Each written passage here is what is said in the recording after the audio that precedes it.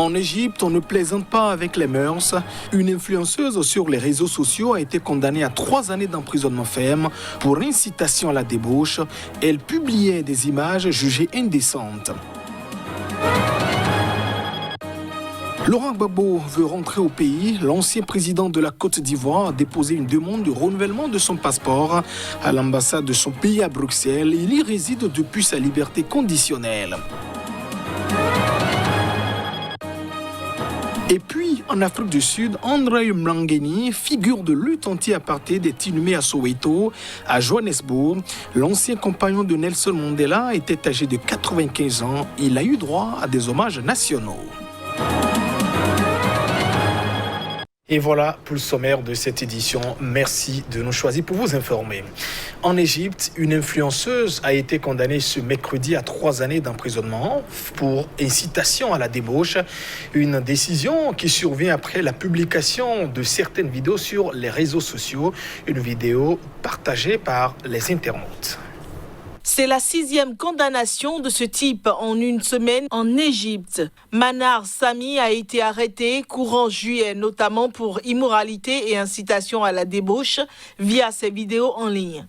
La jeune femme y apparaît dansant et chantant en playback des chansons à succès, contraires aux bonnes mœurs et à des fins de prostitution, selon l'accusation.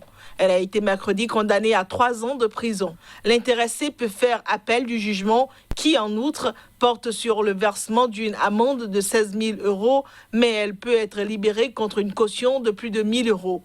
Le jugement intervient quelques jours seulement après la condamnation par un autre tribunal de 5 Égyptiennes à 2 ans de prison pour atteinte aux bonnes mœurs pour des contenus partagés sur TikTok. Elles aussi avaient publié des vidéos jugées immorales par les autorités du pays conservateur.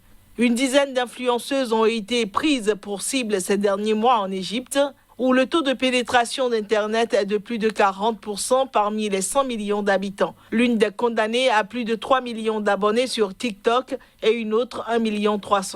L'Égypte a imposé ces dernières années un contrôle strict sur Internet par le biais de lois permettant aux autorités de bloquer les sites Internet considérés comme une menace pour la sécurité nationale et de surveiller les comptes personnels des réseaux sociaux avec plus de 5 000 abonnés.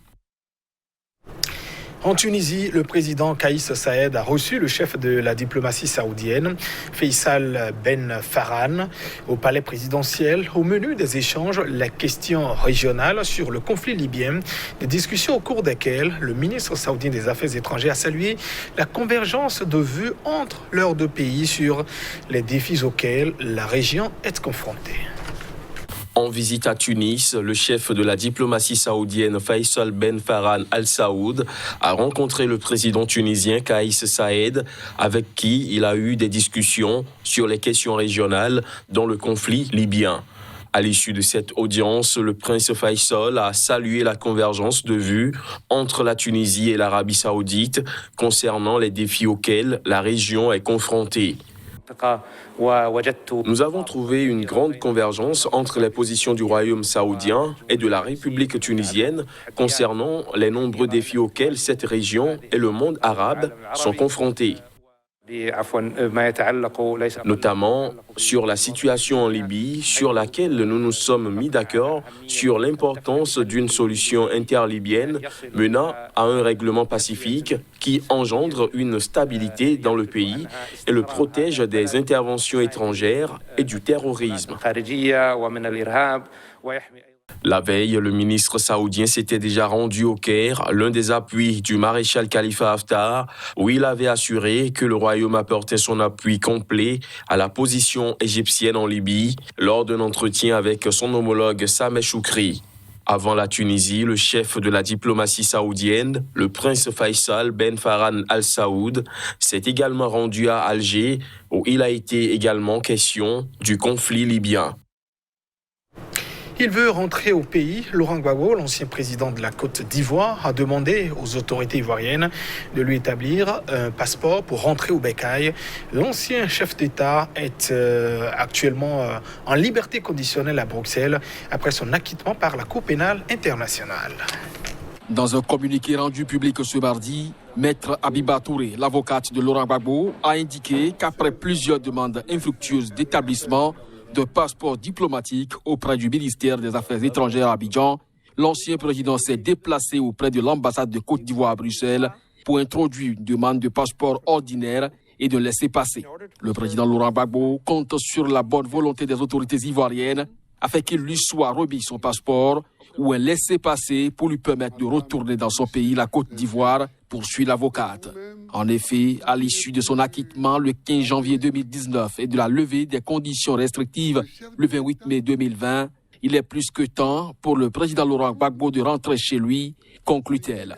Le retour de Laurent Gbagbo en Côte d'Ivoire revêt un enjeu politique majeur à 3 mois de l'élection présidentielle. Son parti, le Front populaire ivoirien, le presse en effet de se présenter au scrutin. Le gouvernement ivoirien n'était pas joignable dans l'immédiat pour commenter le communiqué de l'avocat de Laurent Gbagbo.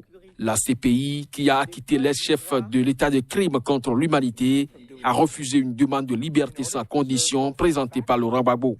Elle a cependant assoupli les conditions de sa liberté conditionnelle, l'autorisant à quitter la Belgique où il était assigné à résidence depuis son acquittement, mais à condition que tout pays dans lequel il souhaite se rendre accepte au préalable de le recevoir. L'Afrique du Sud perd l'une des figures de la lutte anti-apartheid et célèbre compagnon de Nelson Mandela en captivité. André Manglani, décédé à 95 ans, est inhumé à Soweto, un quartier populaire de Johannesburg. Voici donc les détails dans cet élément. Dans un tweet, Cyril Ramaphosa, président sud-africain, a dit avoir appris avec profonde tristesse le décès dans la nuit de mardi à mercredi d'Andrew Mlangeni. Ce dernier avait été hospitalisé le 14 juillet dans un hôpital de Pretoria pour des douleurs abdominales selon la présidence. Son décès marque la fin d'une génération. Il a servi avec loyauté son mouvement et son pays pendant plus de 7 décennies. La lutte pour la liberté et la démocratie a été son combat et la liberté dont nous jouissons aujourd'hui est l'héritage qu'il nous a laissé. Il a appartenu à une époque de lutte inlassable, de sacrifice et de service, d'honneur et d'intégrité. C'était une ère de leader qui incarnait le meilleur de l'humanité. Andrew Mlangeni était le dernier survivant du procès de Rivonia, au cours duquel plusieurs membres éminents de la formation anti-apartheid du Congrès national africain, dont Nelson Mandela, avaient été condamnés à la prison à vie. Ce procès est entré dans l'histoire, car Nelson Mandela, devenu 30 ans plus tard, en 1994, le premier président noir de l'Afrique du Sud, en avait fait une tribune politique, attirant les regards du monde entier sur sa cause. Andrew Mlangeni a finalement passé 26 ans derrière les barreaux. Au Kenya, au cœur des plaines majestueuses du Masai Mara, la pandémie du coronavirus fait des ravages économiques. La communauté Maasai, ultra dépendante du tourisme, a vu ses moyens de subsistance se réduire presque à néant.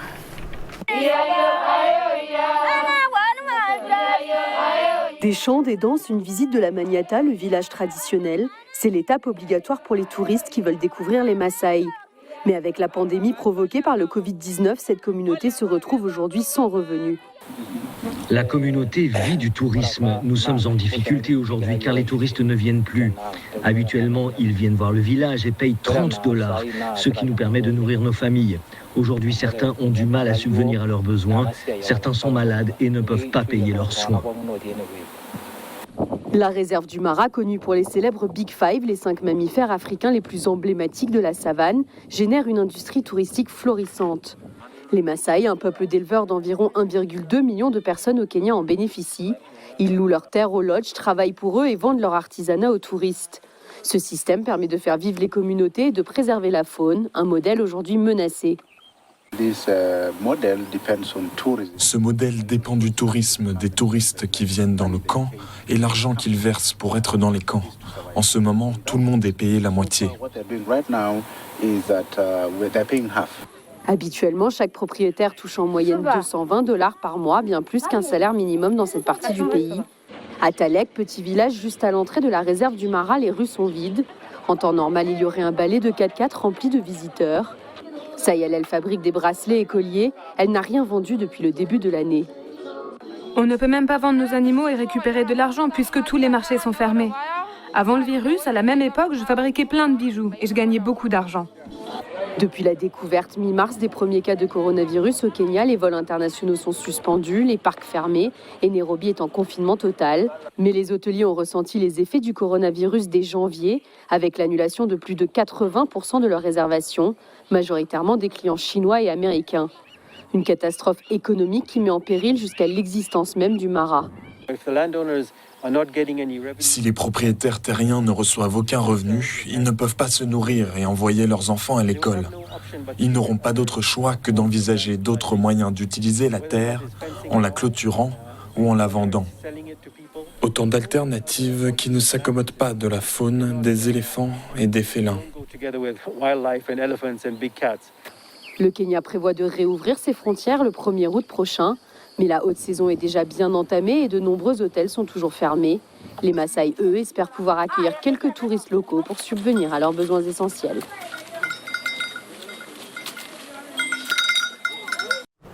Et c'est la fin de cette édition. Merci de votre attention. Au revoir.